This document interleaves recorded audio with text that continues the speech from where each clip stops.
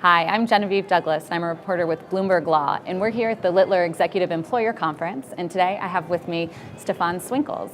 He is a shareholder. Hi, Stephan. Hi. How are you doing? Very well, thank you. Good. Thank you so much for joining me. So I wanted to start our conversation by pointing out that I have grown up on a barrier island in Florida, and therefore I have loads of experience with hurricanes. I was hoping you could tell me a bit about your experience counseling employers through natural disasters of that kind. Absolutely, I'm happy to do so. I've been born in a country that is 12 meters below sea level, so I've had my natural disasters as well. Certainly. But to be honest, the most recent one that we have faced in Europe, for example, are more the terrorist attacks, which we also consider a disaster. And overall in the world, we have seen a lot of natural disasters from Mexico, Puerto Rico, up to the United States. Absolutely.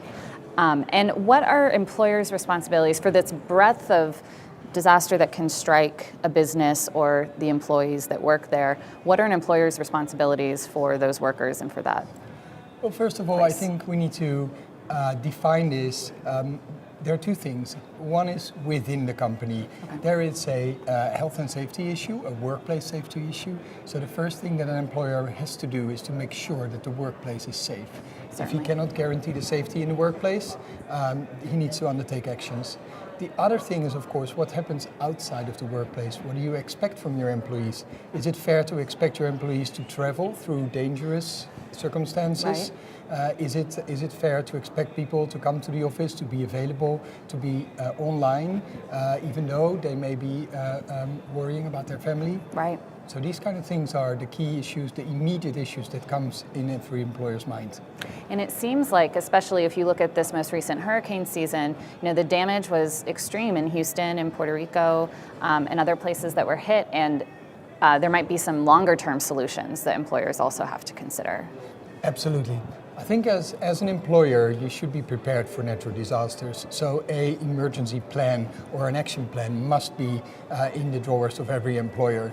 Secondly, an employer must communicate. That is the key thing. Communicate with your employees, explain what you expect, and also explain what you do for them to make sure that they can safely work or at least safely commute from the workplace to their homes. Certainly. And how you can support them in the weeks or days after the natural disaster. Right.